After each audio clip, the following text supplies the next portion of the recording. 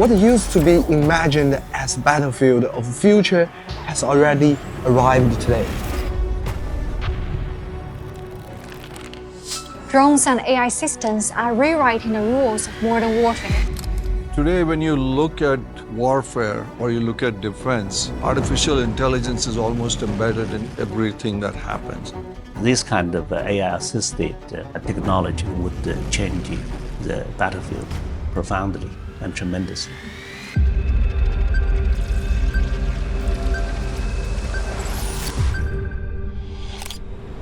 AI is indeed reshaping modern warfare, turning the battlefield into a laboratory at the cost of human lives. On the Russia-Ukraine frontline, AI weapons are sent out like food deliveries. Algorithms order, machines deliver, and the strike lands exactly where it's meant to. In the Ukraine conflict zone, the American company Primer AI is helping Ukraine fight Russian forces with its latest AI tools. Its reconnaissance AI can monitor battlefield communications, automatically detect languages, and summarize key information. Clearview AI is an American facial recognition company. It has grabbed more than 2 billion photos of Russians from social media, and the Ukrainian government now has full access to its database. What followed were waves of highly targeted killings. Palantir is a long-time contractor for the CIA. Data from satellites, drones, radars, and frontline sensors can be integrated and automatically turned into a real-time model of Russian troop deployments. What we're seeing is that one attack by Russia, they could send over 700 drones. And these drones could be remotely controlled. Eventually, it will have more and more elements of AI. Nowadays, in modern warfare, you do not fight with just a few pieces of weapons. You fight with a system, which is AI-assisted. We're bringing things to the battlefield that really help with analyzing intelligence faster and making decisions faster on the battlefield. When AI enters war, the battlefield stops being a place, and it becomes a system. Decisions are accelerated, targeting is automated, and human lives become variables in an algorithm. While usually you had research and you do development and then you scale into market something, now you research and even you bring it always to market, so you have this loop. And this is also happening with killing AI, which was used, that they test those machines, right? They test it there to prove their models in real combat situation. As the world cheers the technological leap AI is bringing to modern warfare, new risks and dilemmas that are quietly closing in. The boundaries of war and humanity are being rewritten. Will AI be allowed to take human lives without human approval? In 2024, the Israeli military was exposed for using a self-developed AI program called Lavender, sparking widespread international controversy. An AI system called Lavender. Lavender. Drone footage, social media posts, ground-level intelligence, mobile phone geolocation data. All of it was fed into the Lavender system. The Israeli military used the program to run similarity matches across the entire Palestinian population. And the result, a killing list containing 37,000 names popped up. Israel even authorized what it called collateral kill quotas. Bombing a low-level Hamas operative could come with permission to kill 15 to 20 nearby civilians. For higher-level targets, IDF allowed for the collateral killing of hundreds of civilians. Before every strike, the time given for human confirmation was less than 20 seconds.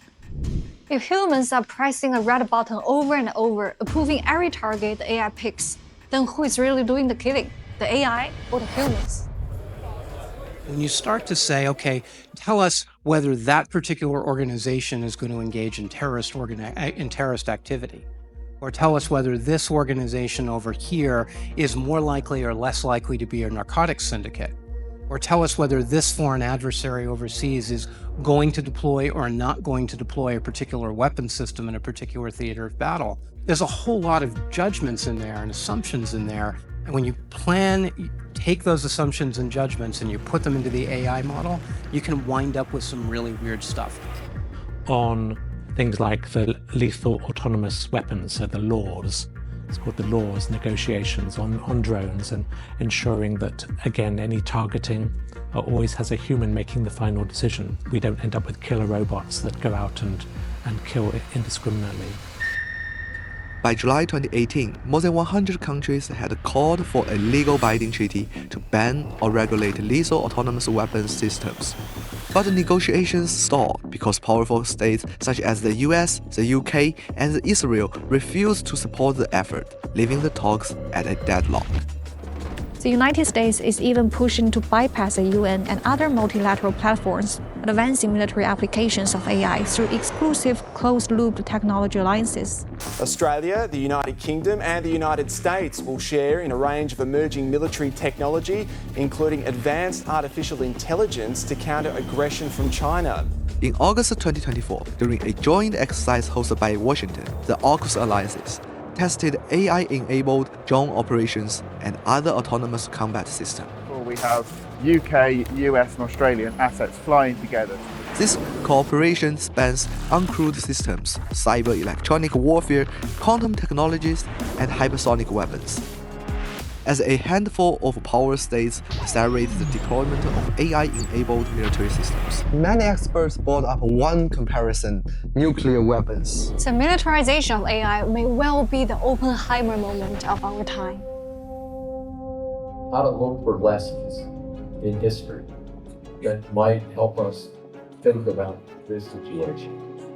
And one inevitable one was what happened with nuclear weapons between the Americans and the Soviets. Many people don't know that each of the countries had developed enough weapons to destroy the land several times before there was ever a conversation about whether they should. The United States dropped the 2 bombs on Japan, and we saw the devastating nuke. So then people began to think about how to regulate the use of nuclear weapons. AI weapons, I think will face the same problem. Will AI serve as a deterrent or accelerating the war? Right now, we do not fully understand how AI would be used in modern warfare. Eventually, it will have more and more elements of AI. But the good thing is, between China and the United States, President Xi and President Joe Biden have agreed in Lima, Peru, to have human oversight over nuclear command and control system. And that, of course, is most important, right? If nuclear weapons are controlled by AI, yeah, how can you imagine that? There's been a lot of talk in the past about having a treaty on AI, perhaps akin to the IAEA treaty on nuclear energy. You limit the spread of nuclear weapons beyond those who already possess them, but in return for non-proliferation, you support the expansion of civilian nuclear power.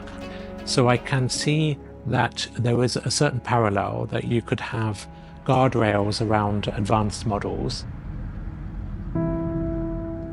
Do you think there's any chance to cooperate? What do people really want? They want, to live in peace. They want to take care of their families. They want to educate their families. And they want to have a future for themselves and their children. That's the same. It doesn't matter which part of the world you go towards. Now, obviously, we might have different systems, political systems, cultural systems to get to that endpoint. I think you can pull off bringing US and China together on the issue of AI. I have a feeling that might be a less tractable and difficult issue than trying to get the Russian-Ukraine issue solved. So absolutely, it's very, very possible. AI is transforming the battlefield at unprecedented speed, deciding life and death in an instant.